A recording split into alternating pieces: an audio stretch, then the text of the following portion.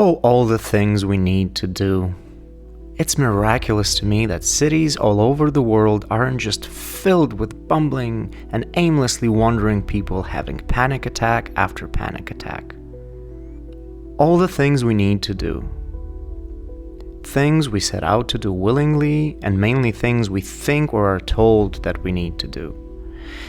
And why would you question those expectations? You need to do them, right? You're an adult. Get a grip. Stand up straight. Go through the motions mindlessly, even if you don't feel like it. And how hard we try, and we do try, don't we? We make to-do lists and plans. We even buy apps for it that we maybe use once or twice.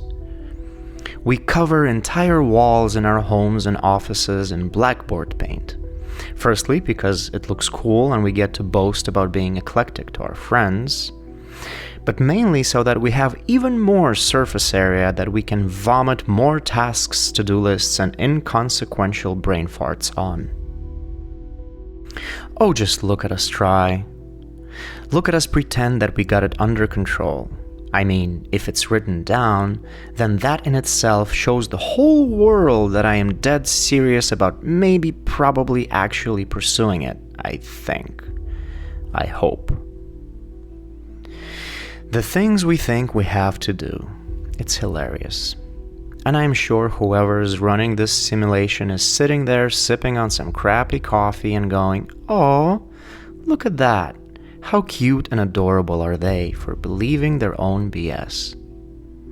This is in no way an exercise in nihilism, not at all. Actually, the opposite. It's more about the idea of shifting value between certain things and tasks and endeavors we set out to tackle. If anything, the purpose or the hope of this whole series is to empower and encourage. So it is discouraging to wake up every day and feel like you are the prisoner of your own to-do lists. It makes total sense to me that millions of potentially highly productive, generous, kind-hearted people get a deep-rooted feeling of seemingly perpetual desperation every day. Okay, here we go again. Well, someone has to do it, so I must. And really, it's only partly about what you specifically have on your plate at any given time. Mostly, to me at least, it's about the attitude, the mindset, the outlook one has when setting out to execute a task. The task itself is irrelevant. Endeavors and challenges will start to feel repetitive, tiring, and futile sometimes, inevitably. If you strongly disagree on this, I'd like to have your dealer's contact, please.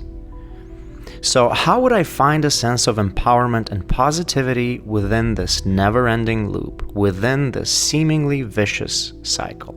Yes, within.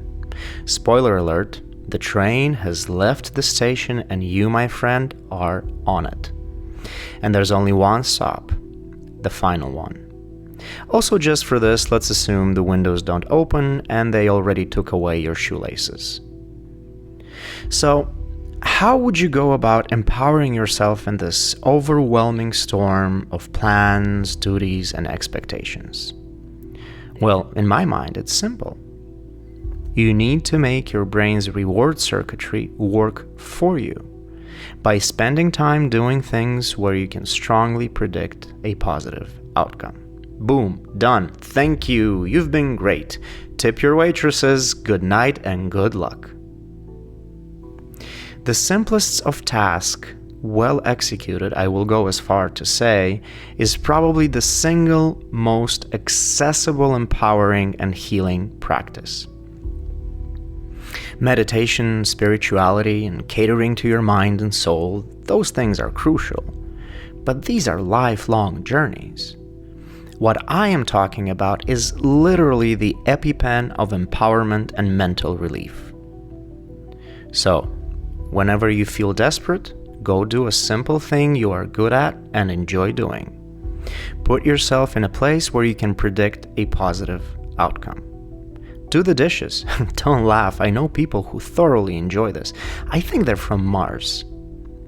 Clean the house, wash the car, detail the interior, draw, paint, play an instrument.